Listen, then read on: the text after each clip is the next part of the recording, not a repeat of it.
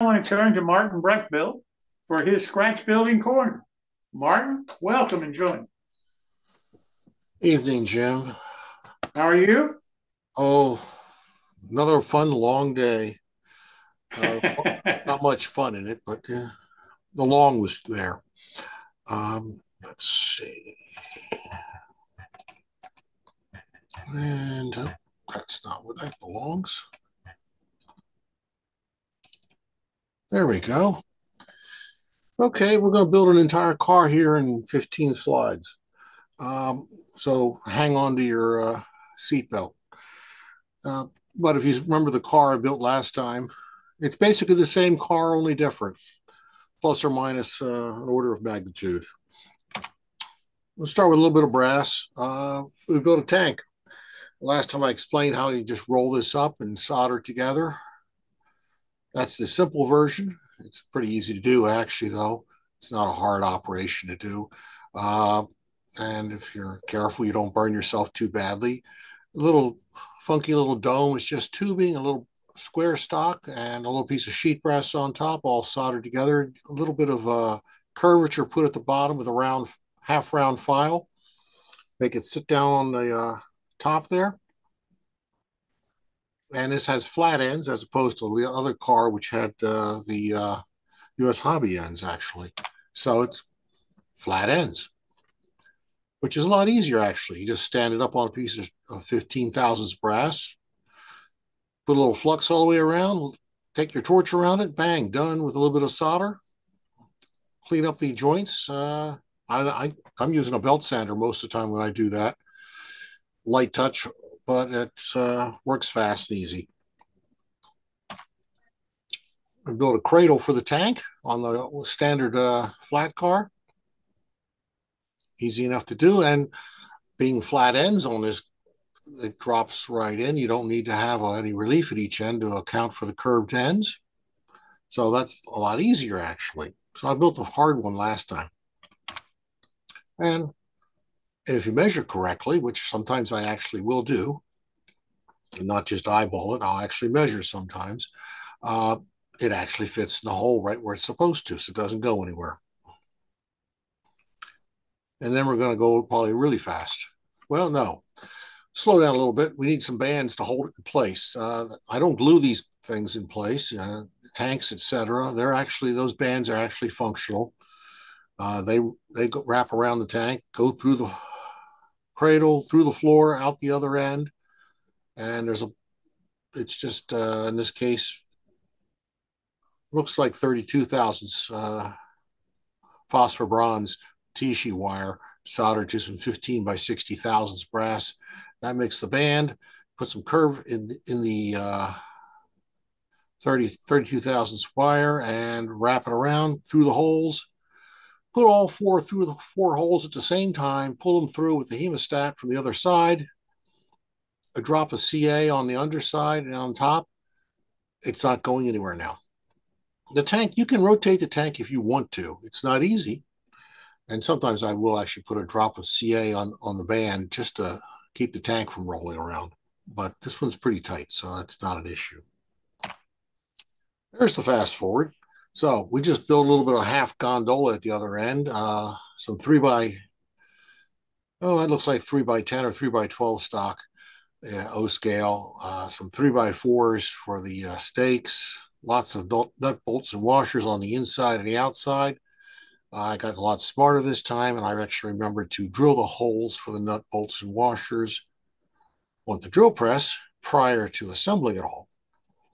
That makes it a little bit easier and a lot less colorful language trying to drill the ones on the ends and put in nut bolts and washers on the inside from the and the outside at the same time. I'm going to put a ladder on the this end, just a lean up simple ladder. Put a little handle in the top here in the hatch. There's actually a hinge up here, little plastic hinge. I'm not sure where that came from, but it came out of my miscellaneous parts box out of the filing cabinet. So one more piece of leftovers from who knows where disposed of into a car. And I made a funky little ladder from the other end. And this is ABS plastic from Plastruck. It's a ladder stock that they make.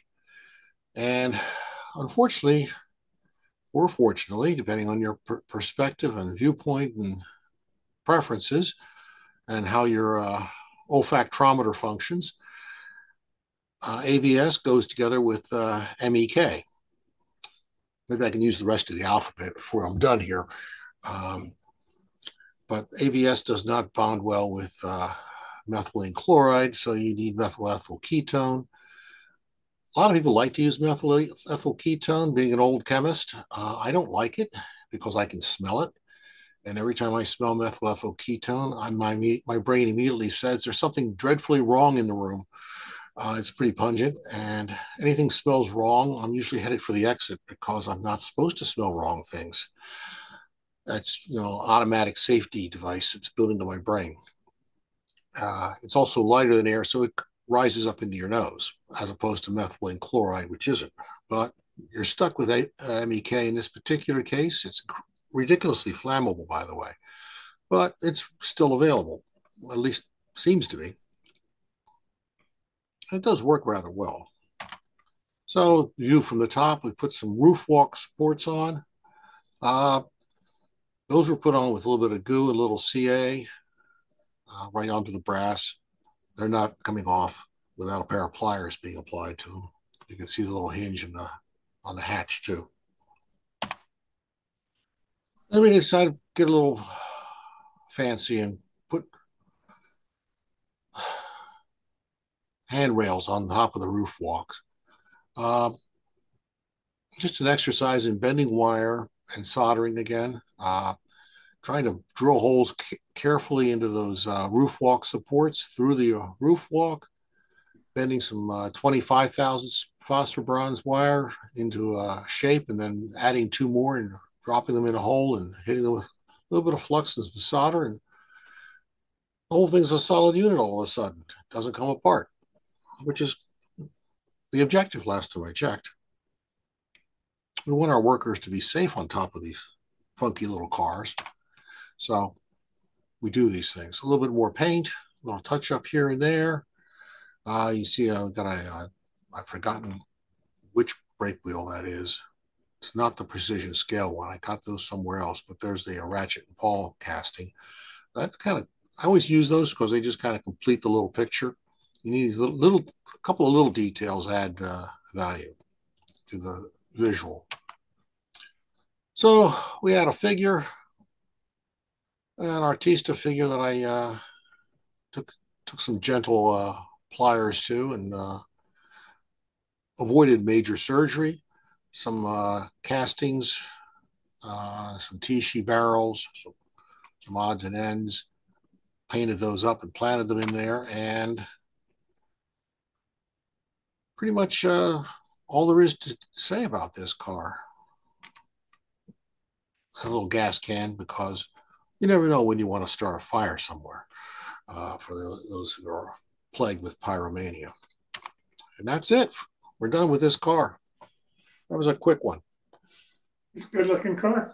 Well, fun, easy, not too much of a challenge, and I think readily achievable. How long did it take you to build it? Oh, maybe 2 weeks, but honestly, I'm usually doing 5 other things at the same time. I've got 5 different cars on my bench right now and a structure. So, I'm usually walking around the room waiting for the glue to dry somewhere. And when it's dried somewhere, I'm working somewhere else, or the solder to cool down, or the paint to dry. That's what the problem is right now with all the projects. I'm waiting for glue and paint to dry. Hey, Martin, I got a couple of questions. Okay. I'm familiar with brass wire, of course, and you keep referring to phosphor brass wire. Phosphor bronze. Bronze. So, Tichy makes it. Is that where you're getting it?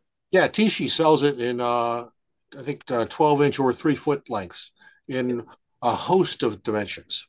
And why do you use that over pure brass? I can get it, and it solders nice.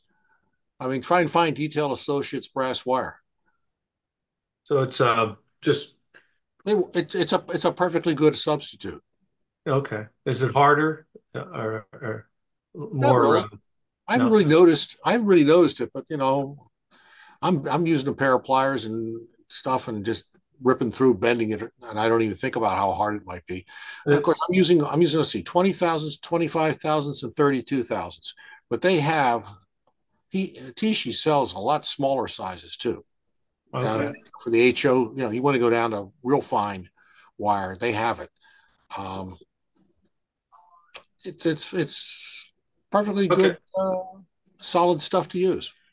Yeah. Just was Tom, curious. Yeah. Tom, give you an idea. I use 20,000 phosphorus bronze for my overhead wire Yeah. uh, because it's stiffer than brass, Is a little Okay.